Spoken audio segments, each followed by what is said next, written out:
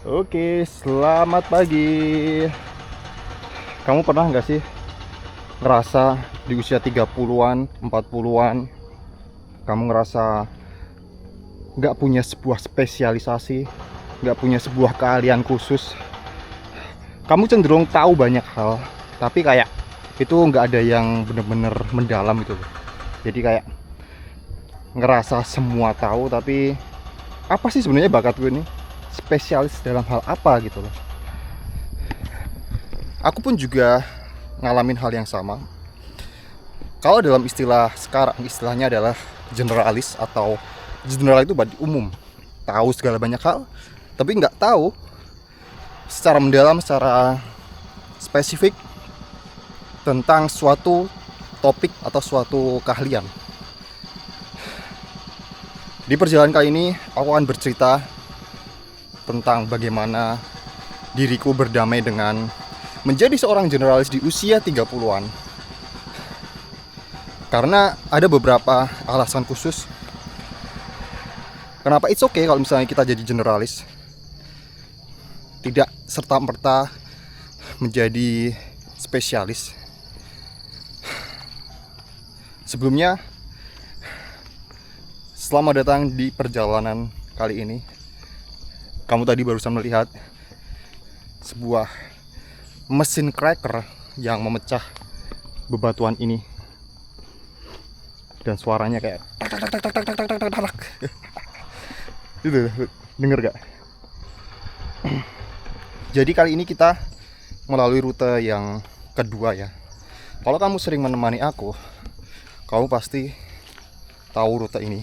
Ini adalah ketiga kalinya aku melewati rute ini. Lihat-lihat. Sebelum aku membahas tentang generalis, itu kita lakukan ritual kami nanti terlebih dahulu. Ritual melihat jam. Jadi kali ini ada pukul 9.03. Kelihatan nggak ya? Ntar, kecil banget ya. Pukul 9.04, 3 Februari 2026, hari Selasa. Selamat hari Selasa dan mari kita jalan pagi, berolahraga kecil sambil kita ngobrol-ngobrol.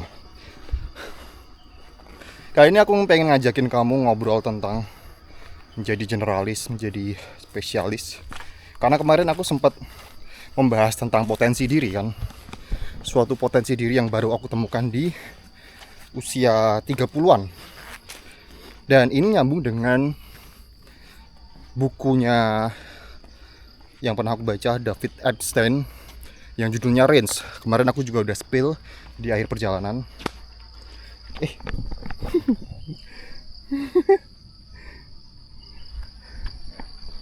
Dan kali ini aku akan membagikan pengalamanku. Kenapa aku merasa relate dengan judul buku itu. Pokoknya intinya buku itu berkisah tentang orang-orang yang istilahnya tuh late bloomer atau berkembangnya itu di usia yang bisa dibilang nggak muda gitu loh. Kayak contohnya si Roger Federer, kemudian Vincent van Gogh. Mereka di usia 20-an, di usia belasan, mereka nggak tahu mau ngapain tuh ya. Sama halnya dengan diriku. Di usia 20-an tuh aku tersesat, nggak tahu mau ngapain. Nggak tahu mau ngapain, mencoba banyak hal, mulai dari main musik, kemudian apalagi ya, copywriting. Yang paling ketol tuh main musik dulu. Nggak pernah terpikir juga bakal bikin channel YouTube, bakal ngomong kayak gini. Sesuatu hal yang dulu aku nggak berani lakukan karena nggak bisa public speaking, karena minder, karena takut dengan kamera. Aneh ya, kenapa orang itu takut dengan kamera? Berarti kalau kita masuk ke sebuah toko kamera kita harus nutupin kameranya itu. Aneh kan? Sebenarnya yang kenapa ketakutan itu terjadi itu karena kayaknya karena mental deh. Ya memang karena mental sih. Jadi kalau kamu juga ngerasa kayak nggak punya bakat, kayak ngerasa generalis, tapi aku tuh apa sih? Sebenarnya di zaman era AI zaman sekarang ini, pilihannya bukan generalis spesialis lagi. Ada sebuah, kalau mungkin kamu pernah dengar ya, namanya tuh T-shape skill. T-shape skill tuh Jadi kayak kamu tahu banyak hal, tapi ada satu hal yang kamu tuh spesial gitu ya. Nggak cuman spesialis doang. Kalau spesialis doang, di zaman AI sekarang, AI itu jauh lebih pintar daripada dirimu. Mereka jauh lebih pintar darimu, AI. Kalau terlalu generalis, juga apa ya? Juga kurang tahu apa yang dijadikan kayak nilai jualnya itu. Tapi it's okay jadi generalis itu. Aku pun juga ngerasa sekarang masih generalis, belum T-shape skill. Kalau ditanya apa skill yang pengen kamu kuasai jadi semacam T-shape skillnya, itu adalah skill storytelling, skill bercerita, skill bernarasi. Itu yang pengen aku kejar, pengen aku kembangkan gitu. Tapi untuk menjadi seorang narator, menjadi seorang storyteller, untuk bisa bercerita, untuk bisa ngomong, itu butuh pemahaman yang banyak, butuh menjadi seorang generalis. Jadi gini, ini mungkin buat pandangan kamu juga ya. Kalau kamu ngerasa, waduh aku terlalu generalis nih, aku terlalu banyak hal, tapi nggak tahu mau ngapain, it's okay, it's good. Aku juga gitu. Tapi kamu harus menyadari potensi besarmu itu. Kalau kamu seorang generalis, kamu punya kemampuan untuk connecting the dot atau menghubungkan antara topik satu dengan topik lainnya. Dan itu nggak akan bisa dilakukan AI. AI itu spesialis loh. Jadi kayak AI itu nggak bisa mengkoneksikan antara katakanlah topik biologi dengan topik seperti gini. Aku akan berikan contoh. Kenapa berjalan kaki itu bisa membuat kita kreatif, membuat kita tuh bisa lebih berpikir dan berbicara dengan lebih lancar, dengan matang. Wow, lihat nih. AI mungkin bisa menjawab hal tersebut berdasarkan promptnya, apa yang kita tulis. Tapi kalau prompt yang kita tulis itu connecting the dot, hubungan dengan biologi, hubungan dengan ada istilahnya BDNF juga, memberikan kita, aku lupa namanya singkatannya BDNF itu apa. Kemudian kita tahu sejarahnya juga, hubungan dengan apa yang diketahui oleh Friedrich Nietzsche, yang dia adalah seorang pejalan kaki sejati. Dia bisa berjalan kaki sehari 10 jam hanya untuk mendapatkan kreativitasnya, untuk menulis buku. AI itu nggak akan terpikir sampai situ gitu loh. Kalau promptnya, kalau kamu sebagai seorang prompter tidak menguasai basic tentang hal umum kayak gitu. Nah, beruntunglah kita sebagai generalis, kita tahu banyak hal. Jadi kita bisa menghubungkan satu dengan hal lainnya gitu. Nah, itu yang juga aku ngerasa kayak gitu loh. Ngerasa kayak, oh ternyata ada manfaatnya juga ya. Aku tahu hal ini, aku kenal orang ini. Aku jadi kayak, aku dulu juga belajar tentang, bukan belajar tentang sih, aku pernah baca bukunya tentang anti-aging, David Sinclair, Why We Age and Why We Don't Have To. Itu sebuah buku dari David Sinclair. Di situ juga dijelaskan manfaat dari berjalan kaki. Dengan prompt yang aku ketahui banyak itu, si AI itu bisa memberikan jawaban spesifik yang sesuai dengan skill yang dia miliki itu dengan lebih baik gitu. Jadi di era yang seperti ini justru kita tuh bersyukur sebagai seorang generalis. Cuman memang kita dituntut, atau bukan dituntut ya, disarankan memang untuk menjadi seorang T-shape skill itu jauh lebih kamu punya nilai jual gitu loh. Kamu tahu banyak hal, tapi kayak kamu juga punya satu keahlian khusus. Nah, kemarin kan aku pernah bercerita tentang Vera Wang ya, jalanan nanjak. Kamu bisa lihat kan, si Vera Wang itu dulu di usia 20-an, 40-an, 20-an 30-an. BTW si Vera Wang ini seorang perancang busana terkenal di dunia yang memulai karirnya di usia 40-an. Bayangin. Itu bener-bener sebuah contoh late bloomer. Late bloomer itu istilahnya yang mekarnya itu di akhir. Contoh sempurna. Di usia 20-an dia gagal jadi atlet. Dia mengubur mimpinya, kemudian dia jadi editor sebuah majalah fashion. Dia punya banyak pengalaman. Dan di usia 40-an ketika dia menjadi seorang perancang busana, dia memiliki wawasan yang luas karena dia juga kerja di majalah fashion. Dan hal yang dulu sempat dikubur, mimpinya itu dikubur, seorang atlet, akhirnya dia jadi perancang busana untuk baju olahraga. Untuk olahraga ice skating yang dulu dia sempat tekuni. Bayangin kalau dia itu nggak mencoba hal tersebut gitu, mungkin dia nggak tahu pandangan tentang ice skating gitu ya. Jadi kayak kenapa kita mencoba banyak hal itu ada manfaatnya. Kayak kesannya kita jadi kayak semua dikuasai, tapi ujung-ujungnya ketika kita memilih satu hal itu bisa memberikan kita referensi yang sangat luas. Itulah kayak secara contoh sempurna T-shape skill tadi kayak gitu. Nah, dari bukunya Range, David Epstein, itu diberikan contoh banyak sekali. Contoh orang yang spesialis dari dini, early bloomer, yang membuat kita iri, yang membuat kita itu ngerasa anjir di usia 20-an dia udah tahu apa yang dia mau. Anjir di usia belasan dia udah tahu yang dia mau. Kita udah sampai di checkpoint pertama, kuburan. Tempat semua, ini adalah tempat semua ambisi dan cita-cita kita itu terkubur bersama tanah.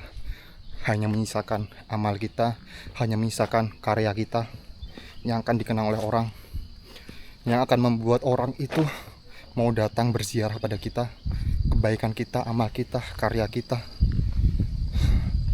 sebagai pengingat kita bahwa dunia itu ya tidak meninggalkan apa-apa, hanya meninggalkan karya kita, kebaikan kita, apa yang kita kerjakan, warisan kita. Mungkin video-video ini, videoku berjalan kaki hingga 1000 hari, akan jadi warisan bagi orang yang akan melihatnya. I don't know, mungkin nggak juga, nggak tahu juga. Anyway, kita udah sampai di checkpoint pertama, kita lanjut lagi. Jadi contoh orang-orang spesialis yang ada di bukunya David Epstein tadi adalah Tiger Woods, seorang pemain golf yang kamu udah tahu lah dia adalah juara dunia, dan orang tuanya memang pemain golf juga. Sejak kecil, sejak usia 2 tahun, aku pernah lihat video dia. Usia 2 tahun dia udah mengayunkan tongkat golf, dan kehidupannya cuman golf terus. Tapi memang terbukti, akhirnya dia jadi juara dunia. Ya kan, ada orangnya kayak gitu. Tapi di sisi lain, contoh lain dalam bidang generalis adalah Roger Federer. Roger Federer itu sebelum menjadi pemain tenis, dia mencoba banyak hal. Mencoba banyak olahraga, banyak hal. Kayak basket, main bola. Sebelum akhirnya dia kembali lagi pada tenis. Jadi kayak masa kecil Roger Federer itu memang pernah main tenis, tapi kemudian dia ngerasa, bosen lah, aku pengen coba olahraga lain. Itu sama halnya dengan diriku dulu ya. Kayak apa yang dia tekuni pada akhirnya ada sesuatu yang sejak kecil kita itu udah tahu itu loh, udah pernah mencoba, kayak cuman mengulang lagi itu. Nah, kemarin acara nikahannya sudah selesai, ya kan, udah dibongkar-bongkar tendanya. Terus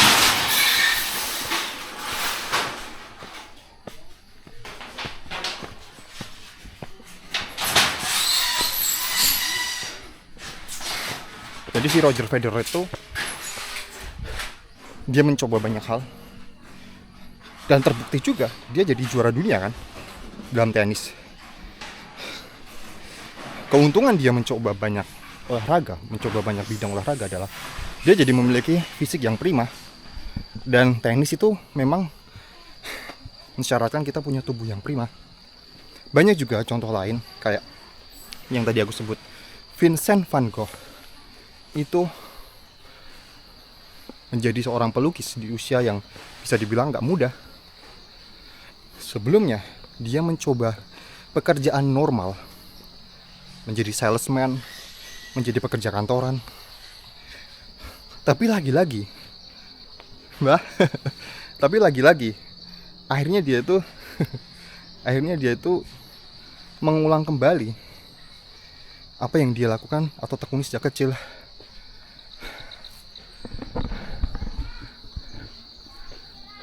Pun cekap ya? Niku?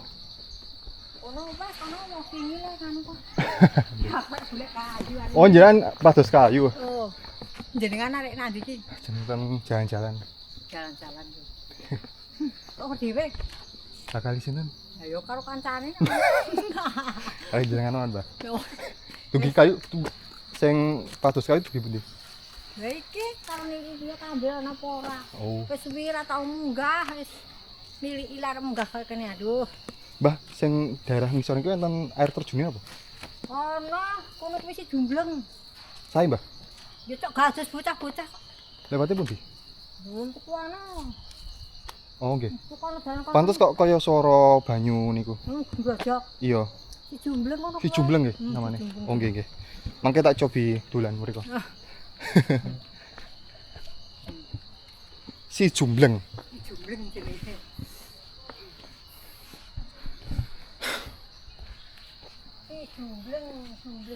Jumbleng.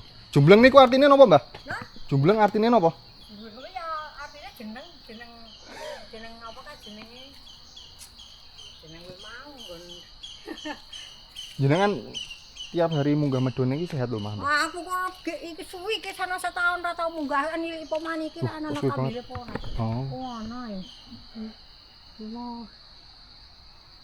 Iki nih jenengan. Aku main kono Jambu kono ke Jambu pundi? kono kidul nang di Keratan. Oh. Wetan nganku niki lho wetan Watu. Aku yo wong Jambu ya. Hmm. Aku yo wong Jambu. Oh, kok mbok nggon sapa wong Jambu? Pak Ari, idola Pak Ari. Musola, Oh. Ari polisi, Oh. basis. Oh, putane basis jenengan. Senes, kula sing kidule. Pak Parwoto riyen. Oh, Pak Parwoto jenengan.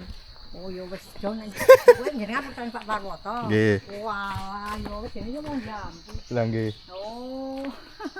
Berarti jenengan Jambu tapi tempat iki nggih enten anu pomaan. Ya iki karo iki. Jenengan berarti jalan kaki wae. Jalan kaki kegelapan magakno. Mantep. Yuswa pinten? Oh, 7-4. Sehat ya. Lahiran 53. Sakit loro. Iya, sakit 7-4 bener. Bapaknya saya 87 bapaknya. Tapi Memang oh anu Persik. garwane. Nggih, Pak Ahmad Karman. Amat kan. 87. Nah? 87 umure. 87 kelahiran 39. Kok sih sehat ya? Ya alhamdulillah ki iso bersih ki mone wis loro wis setahun Apa? loro nang rumah sakit koyo mari sedelo. Grain apa maksudnya? Grai ya karo wong Wong tuwa tuwa ya. ya wis sing mumet, Heeh. sing awake dhewe lara, sing alah warna-warna. Ini sampean mboten enten sakit. Lah ya nek dong lara ning iki. Maksudnya ra ono sing yo kaya gula apa mboten. Mboten ketok. Alhamdulillah. Ketoke ya Ayo ora. mendino jalan kaki sih kuat kok. Alhamdulillah. Kan iki kanggo sing iki. Ora ono ora. Nggih. Tak lanjut ya, Mbah. Ya tekan iki kok. Tekane sak kesel ya, Mbah. Nggih. Berarti kali ngene Taswan? Taswan? Oh, cedek nggo sabenan. Oh, iya nggih nggih. Kan marang karo mantuku sabenan. Nggih. Oh. Lorendro. Ya. Mriko berarti sing niku nggih. Ya. Mlebune RT loro nggih berarti? Nah, RT kalih nggih? ada telu. Oh, RT telu ya? Oh, oh ya. Oke. Oke, tadi ngomong sama si nenek-neneknya. Ini kalau kita jalan kaki, kita bertemu dengan orang, interaksi. Tadi sampai mana ya? Jadi kayak si Vincent van Gogh, dia juga memulai karirnya di usia yang bisa dibilang tidak muda lagi. Tapi kamu bisa melihat kan, dia akhirnya menjadi pelukis terkenal, maestro terkenal. Jadi kalau kamu misalnya sekarang merasa kayak kerasa generalis, kerasa nggak punya skill, kerasa nggak punya sesuatu yang bisa kamu jadikan daya tawar, jangan khawatir. Menurutku, kembangkan aja skill untuk connecting the dot. Jadi kayak antara menghubungkan satu hal dengan dua hal lain. Karena yang aku yakini ya, menurutku nggak ada ilmu yang berdiri sendiri. Nggak ada ilmu yang berdiri sendiri. Kayak musik aja. Dari yang aku pelajari ya, musik aja. Itu kalau kita belajar fisika, kalau kita belajar tentang gelombang, itu ada gunanya loh. Kalau kita belajar elektronika, itu juga ada gunanya. Jadi kalau misalnya dalam dunia rekaman, ilmu fisika itu berguna banget. Terus apa lagi ya? Dalam musik pun, katakanlah kamu adalah kamu kuliah di sastra Indonesia, itu juga berguna ketika kamu membuat lirik. Kamu tahu gitu loh, sejarah itu juga ada hubungannya. Jadi kayak gak ada sesuatu yang berdiri sendiri. Ilmu itu berdiri sendiri. Seperti contohnya aku ya, dalam dunia YouTube itu banyak juga yang harus dipelajari. Kayak psikologis penonton itu belajar juga. Kemudian storytelling, public speaking. Jadi memang kita juga harus menguasai banyak hal gitu loh. Jangan khawatir kalau misalnya kamu generalis. Bahkan ketika kita beruntung lah kayaknya, menurutku kita beruntung di era AI ini. Kalau kita terlalu spesialis, hanya itu terus, kita akan digantikan AI. Oh ya, di buku David Epstein, The Ruin Study, itu disebutkan ada dua dunia yang cocok untuk spesialis dan cocok untuk generalis. Maksudnya apa? Contoh dunia, di situ dituliskan dunia yang baik, itu cocok untuk spesialis. Contoh kayak Tiger Woods sepanjang hidupnya dia cuma mengayun tongkat golf. Untuk di dalam dunia yang baik, keteraturan yang bisa diprediksi itu akan memberikan manfaat bagi orang-orang yang spesialis. Jadi kayak Tiger Woods tuh tahu bagaimana cara mengayun yang tepat, bagaimana cara mengayun yang pas. Wow, lihat.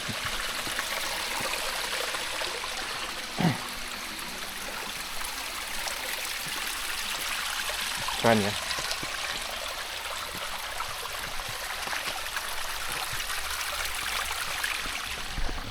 Tapi sebaliknya, di dunia yang jahat, the wicked world, dalam bukunya itu ya,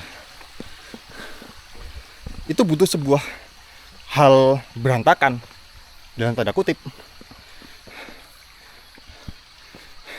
suatu hal yang acak itu mah justru memberikan sebuah keuntungan.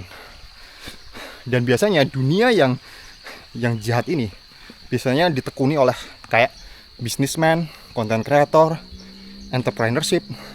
Pokoknya dunia yang level kepastiannya itu kayak nggak pasti gitu loh. Dibandingkan dunia atlet, asal kita berlatih keras, asal kita lebih giat berlatih dibandingkan kompetitor kita, kemungkinan untuk memenangkan sebuah kompetisi itu besar. Tapi kalau di dalam dunia bisnis, entrepreneurship, content creator, mau kita udah berusaha keras, kadang ada banyak faktor yang membuat kita belum berhasil. Dan kemampuan kita untuk generalis tadi, menguasai banyak hal, itu memberi kita manfaat dalam menghadapi situasi seperti itu. Psikologi, spiritual, kita belajar hal kayak gitu, itu bermanfaat sekali gitu. Nah, ini juga yang aku alami juga. Kita bentar lagi sampai di checkpoint kedua, dimana kita akan mengakhiri obrolan kita. Inilah checkpoint kedua kita. Yes, rumah ini Posyandu. Look at this.